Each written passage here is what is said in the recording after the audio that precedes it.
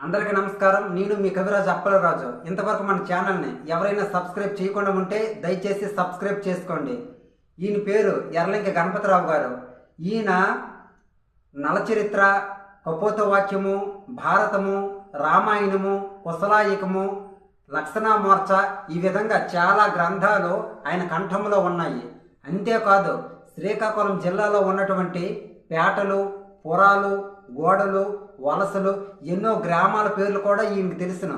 ఇప్పుడు ఈయన ద్వారా కొన్ని విషయాలు మనం తెలుసుకుందాం. తాతగారు నమస్కారం అండి.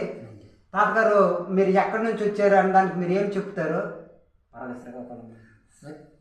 శ్రీకాకుళము జిల్లాలు వారు పరగ కొత్తూరు మండలం వచ్చారు.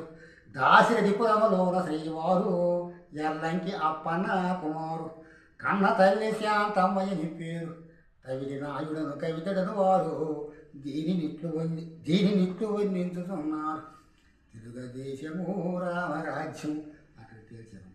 తాతగారు అదేవిధంగా ఇది శ్రీకాకుళం జిల్లాలో ఉన్నటువంటి కొన్ని పేటల పేర్లు మీరు చెప్పండి. అలాగా కోటపేట, పాంటిపేట, పోతులపేట, సోంపేట, కొత్తపేట, బంజర్పేట, ఉగుంపేట, మంచిపేట, మానపేట, మేలపేట, దురజపేట, బాపేపేట, రాణిపేట, సువర్పేట, సిక్కర్పేట, గొంటిపేట, గంగుపేట, జిల్లేటిపేట, స్వామరాజపేట, శాస్త్రులపేట, ఎన్నిరావణపేట, కుంతలపేట, గులింపేట, సీతంపేట, బరిపేట, గదపేట, స్కాట్పేట, బండిపేట, కనరాజపేట, జాడిపేట, బసవరాజపేట, లక్ష్మీనరపేట, తురకపేట, మల్లికార్జుపేట, బొర్రంపేట, మొదలపేట, తిరిగిపేట, కోనసామపేట, నక్కలపేట, దుబ్బులపేట, నొదలపేట, వీరమల్లిపేట, సుబ్బపేట, బరిపేట, మెట్టపేట, కచ్చోడిపేట, యాసపేట, లింగనిపేట, ఉరదలపేట, జోగులపేట, గంగనిపేట, రామదాసుపేట, అద్దులపేట, జడ్డోడిపేట, ముద్దుడిపేట, మొయ్యూడిపేట, గొన్నంపేట, సింహాద్రిపేట, తెల్లవాడిపేట, నామలపేట, కురమైపేట, గొల్లపేట, గాదరపేట, గంగద్రపేట, ఎర్రపేట, సాలపేట, తొంభైపేట, ఎండపేట, గడ్డిపేట, నరసనపేట, బల్లిపేట, సిరిమానపేట, సాగరపేట, బయలుపేట, అమృతపేట, చెన్నైపేట, బుందులపేట, నందగిరిపేట, అక్కులపేట, బొబ్బిలిపేట, జమజిపేట, కుమ్మరిపేట, దన్నంపేట, పుల్లోసుపేట, రుగుమంచిపేట, తమ్మేడిపేట, అయ్యప్పపేట, అక్కులపేట, అయ్యూరుపేట, అన్నంపేట, రాజుపేట, నీలంపేట, బజూరుపేట, బోతులపేట, బాదంపేట, ఇంగ్లీష్పేట, ఎంకంపేట, ఎల్లుడిపేట.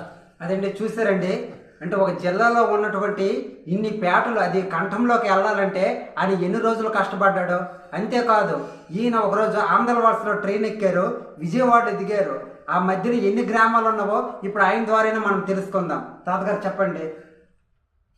పాలకొండ, సంక్రి, దేవగల, రేగి, Andhravalasa, Cherigina Valasa, Rajavalasa, Tinodi, Ankampeta, Kodisi, Kandisi, Ungarada, Satavalasa, Boda, Boodipeta, Gudaseetapuram, Radhamu, Penubaka, Baddamu, Sivudipalli, Gaividi, Guchhemvalasa, Kella, Nellimarla, Vizianagaram, Bhimasingu, Korukonda, Alamanda, Kantikapalli, Kottaravulu, Pendurthi, Simhachalam, Marripalem, Thotapalem, Kanchelapalem, Waltair, Savulamuru, Allipuram, Janapuram, Maharanipeta, Turner chowk, reading room, పాత మార్కెట్టు, కోర్టు మార్కెట్టు, దుర్గాలమ్మ గుడి, వాడలారబారు, సిరియాకమి, మల్కాపురం, వీరడ్రం, కసింకోట, ఎస్కోట, శృంగారకోట, తాడి, దువ్వాడి, తుని, యలమంచిలి, అనకపల్లి, మేడిపాడు, ద్రాక్షారము, పిఠాపురం, సామలకోట, దారాపురి, కయ్యాలంక, బూర్లంక, రాజమండ్రి, బొబ్బుర్లంక, కొవ్వూరు, గోవూరు, పచ్చివాల, సాకి, నిడుదువాల, తాడేపల్లి గూడేరు, కైగిలూరు, భీమలూరు, కొమల, బెందులూరు, పాలకూరు, నరసరం, పెనాదారము, దున్నూరు, తణుకు, అంతిరి, గుండి, ఆకిలేడి, కైకిలూరు, పుల్లూరు, కరల చెరువు, గుడివాడ, విజయవాడ.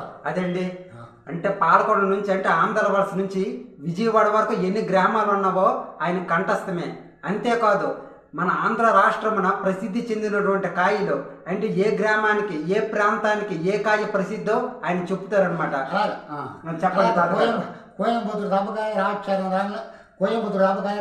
రాజంకాయ, జాతర వీడకాయ, రాయగడ రాంబరంకాయ, తిరుపతి అరటికాయ, సీతంపేట కాయకాయ, శివుడు చిక్కుడుకాయ, తాడిచల వంకాయ, తారాడ గుమ్మడికాయ, అవిలింగ ఆనకాయ, రొట్టల దోసకాయ, బోల్గం పుచ్చకాయ, ఉద్దరం ములంకాయ, శ్రీకాకుళం బేరకాయ, బుడుమూరు తాడికాయ, విజయనగరం పొట్లకాయ, కొరసవాడ కుబ్బికాయ, మేగి సీతాఫలంకాయ, ఉద్దరం కొబ్బరికాయ, ఎత్తాపురం నిమ్మకాయ, కుషేరపట్నం గోరు చిక్కుడుకాయ, శివుడుగోడ చింతకాయ, పెందికాయ, జైపురం నజుడికాయ, అంబాజిరి పనసకాయ, పాడ మామిడికాయ, ఓంపురం ముందోసకాయ, సలకంబ వెలక్కాయ, రామనగూడ ఉసిరికాయ, విశాఖపట్నం దొండకాయ, జాజిపురం బెండకాయ.